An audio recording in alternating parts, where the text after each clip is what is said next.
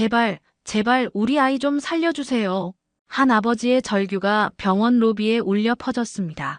의식을 잃은 8살 아들을 품에 안고 무릎 꿇은 채 울부짖는 그의 모습은 세상에서 가장 참혹한 광경이었죠. 하지만 이 이야기는 단순한 비극으로 끝나지 않습니다. 10년이라는 세월을 뛰어넘어 되돌아온 한 번의 선택, 그리고 그 누구도 예상할 수 없었던 운명적인 만남이 기다리고 있었거든요. 과연 이 절망적인 순간에 어떤 기적이 일어났을까요? 그리고 10년 전 한 청년이 친구를 위해 포기했던 그 모든 것이 어떻게 다시 그에게 돌아오게 된 걸까요? 지금부터 여러분께 들려드릴 이야기는 진정한 우정이 무엇인지, 그리고 선한 마음이 어떻게 기적을 만들어내는지 보여주는 감동적인 실화입니다. 1초밖에 걸리지 않는 구독과 좋아요 눌러주시면 이야기가 더 재미있으실 거예요. 그럼 지금부터 시작합니다. 여름날 오후 뜨거운 햇볕이 내리쬐는 군부대 내무반에는 20살 남짓한 청년들의 웃음소리가 울려 퍼지고 있었습니다. 그 중에서도 유난히 눈에 띄는 두 사람이 있었죠. 바로 박준호와 김태영이었습니다. 박준호는 고아원에서 자란 탓인지 누구보다 따뜻한 마음씨를 지니고 있었어요. 키는 평균보다 조금 작았지만 어깨가 넓고 단단한 체격이었죠. 무엇보다 그의 눈빛에는 특별한 온기가 담겨 있었습니다. 어려운 환경에서 자랐음에도 불구하고 세상을 원망하기보다는 감사할 줄 아는 마음을 가지고 있었거든요. 반면 김태영은 조용하고 차분한 성격이었습니다. 큰 키에 말끔한 외모를 지녔지만 어딘가 수줍어하는 모습이 있었어요. 아버지 없이 홀어머니와 단둘이 살아온 그는 항상 신중했죠. 말수는 적었지만 한 번 마음을 연 상대에게는 진심을 다해 대했습니다. 태영아, 오늘 점심 뭐 나오는지 알아? 박준호가 침대에 걸터앉으며 물었습니다. 김태영은 책상에서 편지를 쓰다가 고개를 들었어요. 아마 김치찌개일걸. 어제 취사병이 그러던데. 김치찌개라니. 진짜 오랜만이네. 고아원에서 먹던 김치찌개 맛이 그리웠는데. 박준호의 얼굴에 환한 미소가 번졌습니다. 그는 항상 이런 식이었어요. 작은 일에도 감사하고 기뻐할 줄 아는 사람이었죠. 김태영은 그런 박준호를 바라보며 마음속으로 감탄했습니다. 자신이라면 단조로운 부대 식단에 불평부터 했을 텐데 박준호는 오히려 고마워하고 있었거든요. 준호야, 너는 정말 긍정적이구나. 나도 너처럼 생각할 수 있으면 좋겠어. 뭔 소리야? 태영이 너야말로 대단한 사람이잖아. 의대 들어가려고 삼수까지 하고 나는 고등학교 졸업하자마자 일하러 나갔는데 두 사람은 서로 다른 환경에서 자랐지만 묘하게 통하는 구석이 있었습니다. 박준호는 김태영의 차분함과 깊이 있는 사고를 존경했고 김태영은 박준호의 따뜻함과 순수함에 마음이 끌렸어요. 저녁 시간이 되자 내무반 분위기는 한결 편안해졌습니다. 박준호와 김태영은 나란히 앉아 각자의 꿈에 대해 이야기를 나누었죠. 나는 제대하면 작은 식당 하나 차리고 싶어. 고아원에서 배운 요리 실력으로 말이야. 따뜻한 밥 한 끼로 사람들을 위로해주고 싶거든. 박준호의 목소리에는 확신이 담겨 있었습니다. 김태영은 그런 박준호를 바라보며 고개를 끄덕였어요. 멋있다, 준호야. 나는 의사가 되어서 아픈 사람들을 치료하고 싶어. 우리 엄마처럼 아프신 분들에게 희망을 주고 싶거든. 두 청년의 꿈은 달랐지만 공통점이 있었습니다. 바로 다른 사람을 위해 무언가를 하고 싶다는 마음이었죠. 그래서인지 두 사람은 점점 더 가까워졌습니다. 부대 생활의 고단함도 서로가 있어 견딜만 했어요. 어느 날 저녁 평소와 다름없이 하루 일과를 마친 김태영에게 급한 전화가 걸려왔습니다. 행정반의 긴급 호출에 김태영은 서둘러 달려나갔죠. 전화를 받는 순간 그의 얼굴이 순식간에 창백해졌습니다. 네, 어머니가 쓰러지셨다고요? 수화기 너머로 들려오는 목소리는 차갑고 무미건조했어요. 병원 직원의 말에 따르면 김태영의 어머니는 갑작스러운 뇌출혈로 의식을 잃고 응급실에 실려왔다고 했습니다. 더욱 충격적인 것은 즉시 수술을 받지 않으면 생명이 위험하다는 소식이었죠. 김태영은 다리에 힘이 빠져 그 자리에 주저앉았습니다. 홀어머니와 단둘이 살아온 그에게 어머니는 세상의 전부였거든요. 어머니가 혼자서 밤늦게까지 일하며 자신의 학원비를 마련해 주셨던 모습이 눈앞에 스쳐 지나갔어요. 수술비가 얼마나 필요하다고 하셨나요? 떨리는 목소리로 물었지만 돌아온 답변은 절망적이었습니다. 3천만 원이라는 거금이 필요하다는 것이었죠. 아르바이트로 근근히 생활해온 김태영에게는 감당할 수 없는 금액이었습니다. 내무반으로 돌아온 김태영의 모습을 본 박준호는 즉시 뭔가 큰일이 일어났다는 것을 직감했어요. 평소 침착하던 김태영이 이렇게 당황하는 모습은 처음 보는 것이었거든요. 태영아, 무슨 일이야? 얼굴이 왜 이래? 박준호가 다가가 김태영의 어깨에 손을 올렸습니다. 김태영은 한참 동안 말을 잇지 못하다가 겨우 입을 열었어요. 준호야, 우리 엄마가 쓰러지셨어. 뇌출혈이라고. 지금 당장 수술 받지 않으면. 김태영의 목소리가 떨렸습니다. 박준호는 말없이 김태영을 끌어안았어요. 두 사람 모두 말이 없었지만 서로의 마음은 충분히 전해지고 있었죠. 수술비는 얼마나 필요해? 박준호의 질문에 김태영은 고개를 저었습니다. 3천만 원이야. 말도 안 되는 금액이지. 어떻게 구하겠어? 박준호는 잠시 생각에 잠겼습니다. 그에게도 3천만 원은 쉽게 구할 수 있는 돈이 아니었어요. 하지만 그에게는 입대 전 3년 동안 모은 소중한 창업 자금이 있었죠. 안 돼, 준호야. 그건 내가 식당 차리려고 모은 돈이잖아. 그걸 어떻게? 식당은 나중에 다시 차리면 되지만 어머니 생명은 지금이 아니면 안 돼. 박준호의 말에는 조금의 망설임도 없었습니다. 김태영은 눈물을 참으며 고개를 저었어요. 준호야, 정말 고맙지만 받을 수 없어. 언제 갚을지도 모르는데. 갚으라고 주는 게 아니야. 박준호가 김태영의 두 손을 잡았습니다. 친구잖아, 우리. 그리고 너는 의사가 되어서 더 많은 사람들을 살릴 거야. 그게 더 중요해. 김태영의 어머니 수술은 성공적으로 끝났습니다. 준호의 도움으로 위기를 넘긴 김명숙은 서서히 회복되기 시작했고 김태영의 마음속에는 더욱 확고한 다짐이 자리 잡았죠. 준호야, 정말 고마워. 죽을 때까지 못 잊을 거야. 제대를 앞둔 어느 날 저녁 김태영이 박준호에게 진심을 담아 말했습니다. 박준호는 여전히 환한 미소를 지으며 대답했어요. 뭔 소리야? 우리 사이에 그런 말이 어디 있어. 그냥 내가 의사 되어서 많은 사람 살리면 되는 거야. 두 사람은 제대 후에도 꾸준히 연락하며 우정을 이어갔습니다. 김태영은 의대에 합격해 공부에 매진했고 박준호는 다시 아르바이트를 시작해 새로운 창업 자금을 모으기 시작했죠. 처음 몇 년간은 정기적으로 만나며 서로의 근황을 나누었어요. 김태영이 의대본과 과정을 밟아가는 동안 박준호는 여러 식당에서 요리를 배우며 실력을 키워나갔습니다. 때로는 김태영이 시험 준비로 지쳐 있을 때 박준호가 직접 만든 도시락을 가져다 주기도 했고 박준호가 힘든 일로 지쳐 있을 때는 김태영이 조용히 옆에서 이야기를 들어주곤 했죠. 하지만 시간이 흐르면서 두 사람의 생활 패턴은 점점 달라졌습니다. 김태영은 의대본과 과정을 거쳐 인턴 레지던트 과정에 들어가면서 병원에서 보내는 시간이 급격히 늘어났어요. 특히 응급의학과를 선택한 후로는 밤낮 없는 근무로 개인적인 시간을 갖기가 어려워졌죠. 반면 박준호는 드디어 작은 식당을 차릴 수 있게 되었습니다. 온기반상이라는 이름의 소박한 한식 식당이었어요. 처음에는 손님이 많지 않아 어려움을 겪었지만 박준호의 정성스러운 요리와 따뜻한 마음씨에 감동한 단골 손님들이 하나둘 늘어나기 시작했습니다. 그 무렵 박준호는 윤세영이라는 여성을 만났어요. 간호조무사로 일하던 윤세영은 박준호의 식당에 우연히 들렀다가 그의 진솔한 모습에 마음을 열게 되었죠.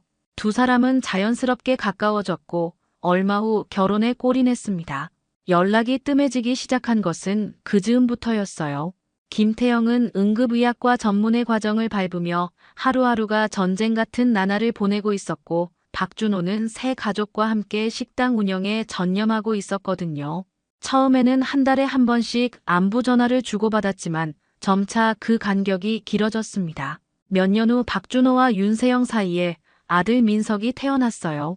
박준호는 김태영에게 기쁜 소식을 전하려 했지만 김태영의 전화번호가 바뀌어 있었죠.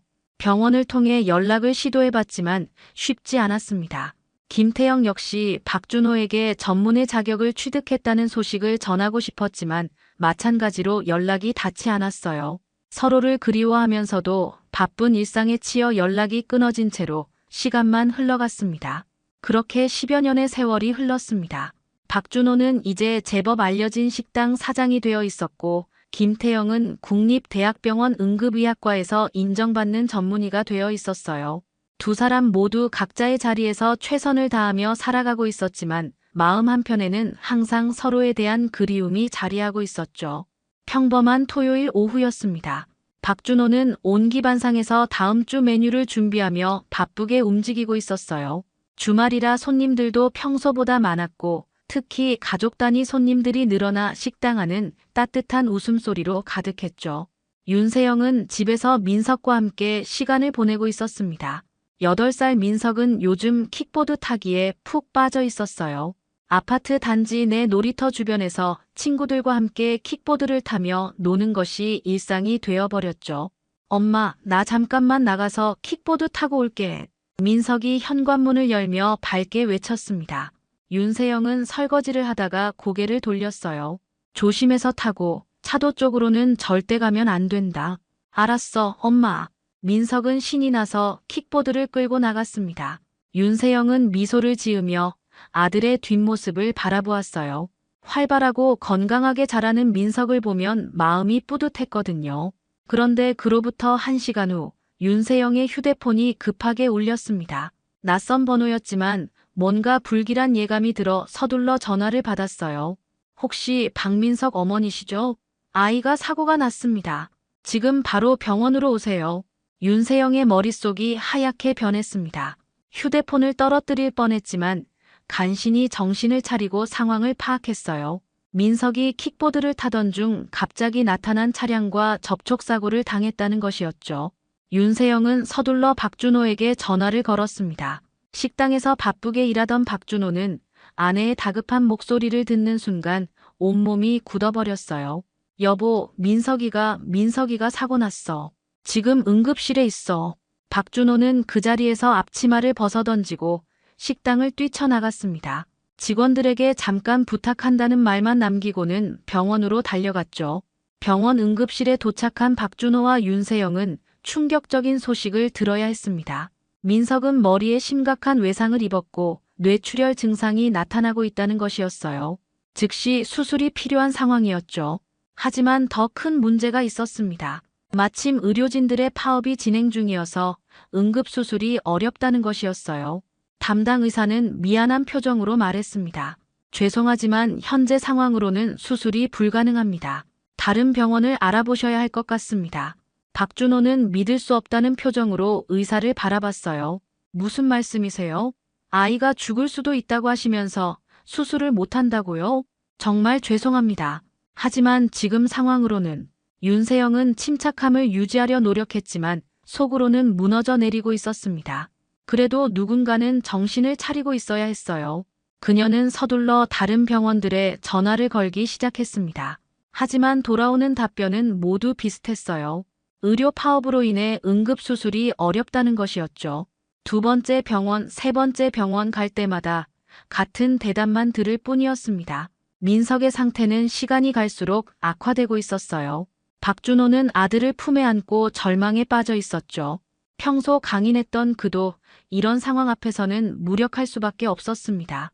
4번째 병원에 도착했을 때 박준호의 마음은 이미 바닥까지 떨어져 있었습니다. 민석을 안고 응급실로 뛰어들어가며 간절히 기도했어요. 이번에는 다르기를, 이번에는 아들을 살려달라고 말이죠. 하지만 현실은 냉혹했습니다. 응급실 당직 의사는 민석의 상태를 확인한 후 고개를 저었어요. 죄송합니다. 저희 병원도 현재 파업 상황이라 응급수술은 불가능합니다. 대학병원을 알아보시는 게. 대학병원도 이미 3곳이나 다녀왔습니다. 박준호의 목소리가 떨렸습니다. 평생 남에게 큰 소리 한 번 내본 적 없던 그였지만 아들의 생명이 걸린 순간에는 달랐어요. 제발 좀 도와주세요. 우리 아이가 죽어가고 있다고요. 의사는 미안한 표정을 지었지만 더 이상 할 수 있는 말이 없었습니다. 시스템의 문제였거든요. 개인의 의지로는 어쩔 수 없는 상황이었죠. 윤세영은 남편의 어깨를 붙잡으며 말했어요. 여보, 다른 병원을 더 알아보자. 포기하면 안 돼. 하지만 박준호는 이미 한계에 다다른 상태였습니다. 민석을 품에 안고 병원 로비 한가운데 주저앉았어요. 차가운 바닥에 무릎을 꿇고 아들을 바라보는 그의 모습은 처참했습니다. 민석아, 아빠가 미안해. 아빠가 너를 지켜주지 못해서. 박준호의 눈에서 눈물이 흘러내렸습니다. 고아원에서 자랄 때도, 군대에서 힘들 때도, 창업 초기 어려움을 겪을 때도 이렇게 절망스러웠던 적은 없었어요. 세상에서 가장 소중한 존재를 잃을지도 모른다는 공포가 그를 짓누르고 있었거든요. 제발, 제발 우리 아이 좀 살려주세요. 박준호가 병원 로비에서 목 놓아 울부짖었습니다. 지나가던 사람들이 하나둘 그를 바라보기 시작했어요. 하지만 대부분은 동정의 시선을 잠깐 보낼 뿐 발걸음을 멈추지는 않았죠. 윤세영은 남편 옆에 앉아 민석의 손을 꼭 잡고 있었어요. 그녀 역시 마음이 무너져 내리고 있었지만 누군가는 침착함을 유지해야 한다고 생각했습니다. 하지만 시간은 계속 흘러가고 있었고 민석의 호흡은 점점 더 약해지고 있었어요. 누구든지 좋으니까 제발 우리 아이만 살려주세요. 박준호의 절규가 병원 로비에 메아리 쳤습니다. 그 순간 몇몇 사람들이 안타까운 표정으로 바라보았지만 그들 역시 무엇을 해줄 수 있는 상황은 아니었어요. 민석은 박준호의 품에서 의식을 잃은 채 축 늘어져 있었습니다. 8살 아이의 작은 몸이 이렇게 무력해 보일 수 있다는 것이 박준호에게는 충격이었어요. 평소 집에서 아빠 어깨에 올라타며 천진하게 웃던 아들의 모습과는 너무나 대조적이었거든요. 하느님, 제발, 제가 뭘 잘못했나요? 왜 이런 일이? 박준호는 하늘을 올려다보며 간절히 기도했습니다. 종교가 있는 것은 아니었지만 이런 절망적인 순간에는 누구든 의지하고 싶었어요. 무엇이든 좋으니 기적이 일어나기를 바랐죠. 윤세영이 남편의 등을 쓰다듬으며 속삭였어요. 여보, 울지 마. 민석이가 들을지도 몰라. 우리가 포기하면 안 돼. 하지만 그녀의 목소리도 떨리고 있었습니다. 강인한 그녀도 이런 상황에서는 흔들릴 수밖에 없었거든요. 그때 병원 복도 저편에서 누군가의 발걸음 소리가 들려왔습니다. 발걸음 소리의 주인은 흰 가운을 입은 한 남성이었습니다. 그는 당직 근무를 마치고 집으로 돌아가던 중이었는데 병원 로비에서 들려오는 절규 소리에 발걸음을 멈췄어요. 의사로서 그냥 지나칠 수 없었거든요. 처음에는 단순히 의료진으로서 도움을 주려고 다가갔습니다.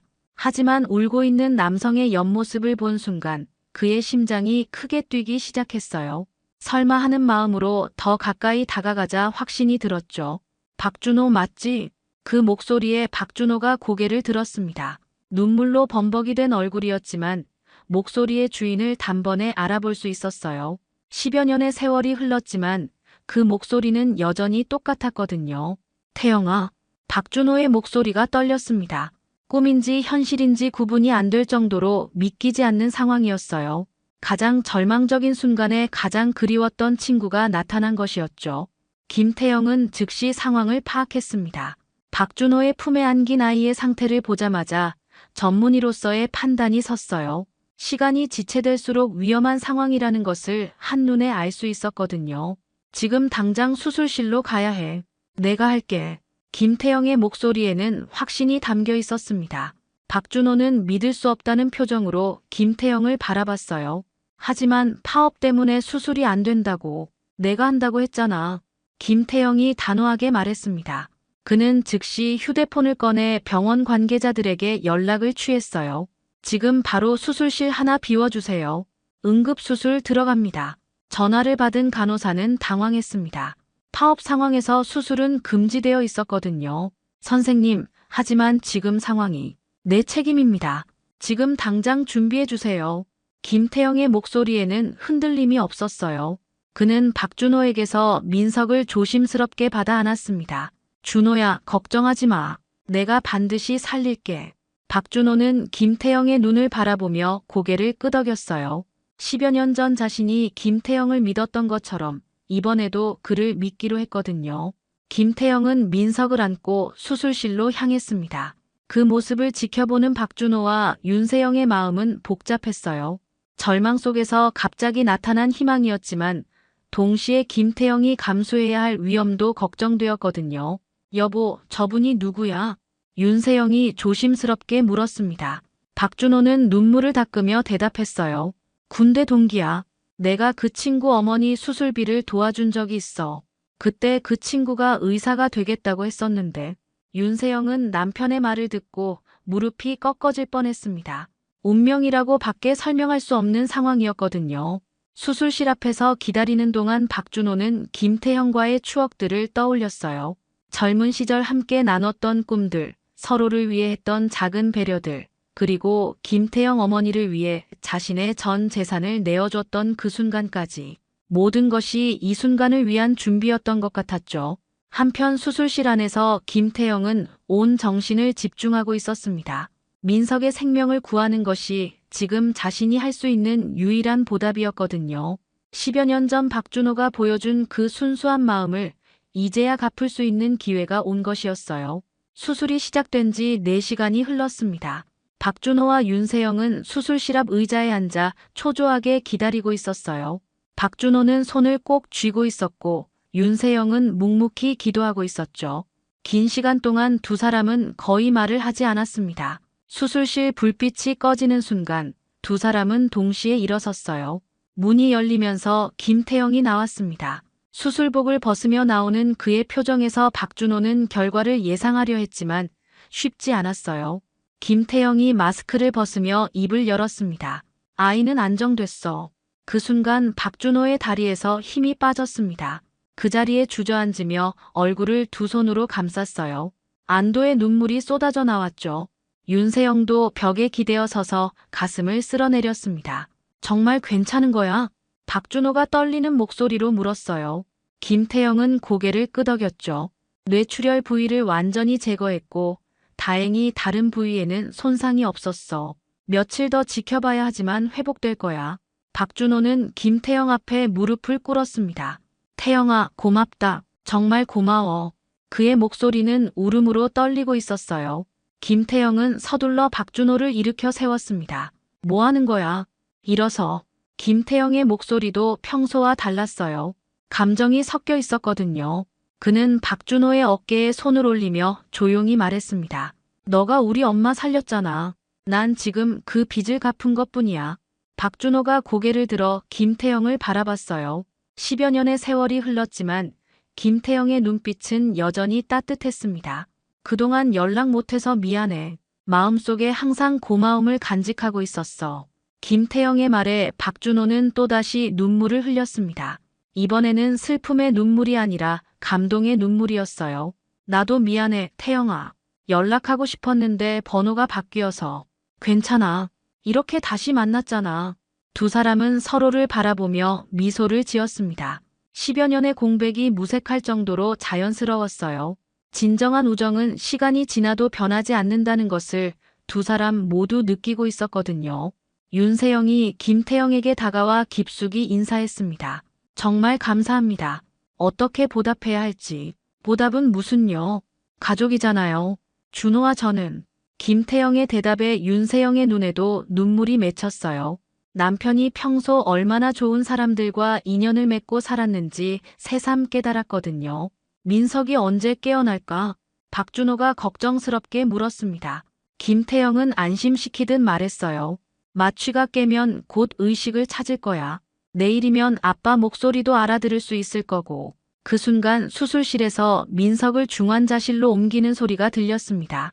박준호와 윤세영은 서둘러 따라갔고 김태형도 함께 동행했어요. 중환자실 유리창 너머로 보이는 민석의 모습은 여전히 작고 연약해 보였지만 규칙적인 호흡 소리가 들려와 안심이 되었습니다. 박준호는 유리에 손을 대고 아들을 바라보며 속삭였어요. 민석아, 아빠가 여기 있어. 빨리 일어나. 김태형은 그런 박준호의 모습을 조용히 지켜보고 있었습니다. 10여 년 전 자신의 어머니를 걱정하던 자신의 모습과 겹쳐 보였거든요. 그때 박준호가 보여준 따뜻함을 이제야 돌려줄 수 있어서 마음이 뿌듯했어요. 석 달이 지난 어느 저녁이었습니다. 민석은 완전히 회복되어 예전처럼 활발하게 뛰어다니고 있었어요. 다만 이제는 킥보드 대신 축구공을 가지고 놀았죠. 박준호와 윤세영은 아들이 건강하게 웃는 모습만 봐도 감사한 마음이 들었습니다. 온기반상도 평소와 다름없이 손님들로 북적이고 있었어요. 박준호는 주방에서 정성스럽게 요리를 만들고 있었고 윤세영은 서빙을 도우며 바쁘게 움직이고 있었죠. 민석은 숙제를 끝낸 후 식당 한편에서 그림을 그리고 있었습니다. 그때 식당 문이 열리며 익숙한 실루엣이 나타났어요. 김태형이었습니다. 손에는 민석을 위한 선물 상자를 들고 있었죠. 안녕하세요. 김태형이 밝게 인사하자 식당 안의 분위기가 한순간 따뜻해졌습니다. 민석이 가장 먼저 달려와 김태형의 다리를 껴안았어요.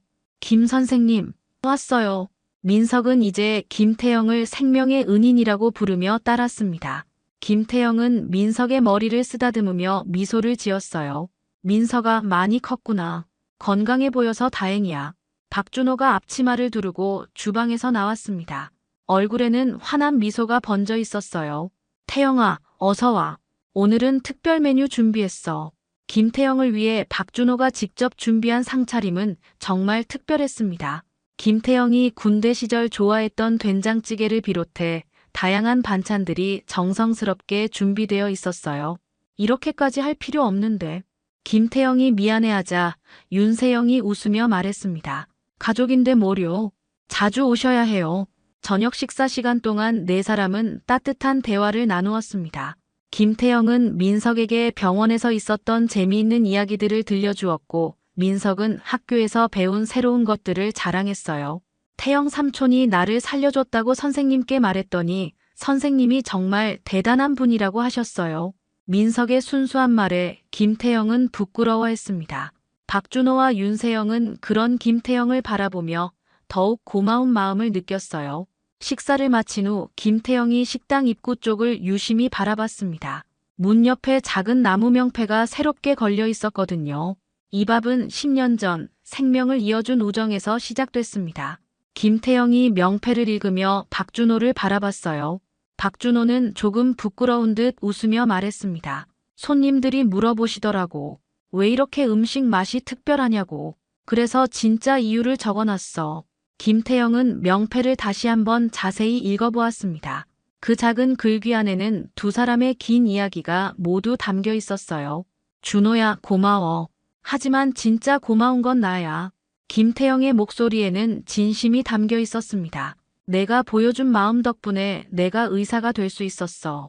그리고 그 덕분에 민석이도 살릴 수 있었고. 두 사람은 식당 밖으로 나와 조용히 이야기를 나누었습니다. 석 달 전에 급박했던 상황이 이제는 추억처럼 느껴졌어요. 인생이 참 신기하지. 박준호가 하늘을 올려다보며 말했습니다. 그때 내가 도움이 필요할 때 내가 있었고 이번에는 내가 도움이 필요할 때 내가 있었어. 김태형도 고개를 끄덕였어요. 은혜는 돌고 도는 것 같아. 우리가 서로에게 베푼 마음이 결국 다시 돌아온 거지. 식당 안에서는 민석과 윤세영이 내일 계획에 대해 즐겁게 이야기하고 있었습니다. 김태형은 그 모습을 바라보며 마음이 따뜻해졌어요. 자주 올게, 준호야. 그래, 이제 가족이니까 언제든 와. 두 친구는 서로를 바라보며 미소를 지었습니다. 10여 년의 공백이 있었지만 진정한 우정은 시간을 초월한다는 것을 다시 한번 확인할 수 있었거든요. 작은 식당에서 시작된 저녁이었지만 두 사람에게는 인생에서 가장 소중한 시간 중 하나가 되었습니다. 오늘 이야기 어떠셨나요? 구독과 좋아요는 이미 하셨을 테니 시청자님의 의견을 댓글로 달아주세요. 항상 건강하시고 행복하세요.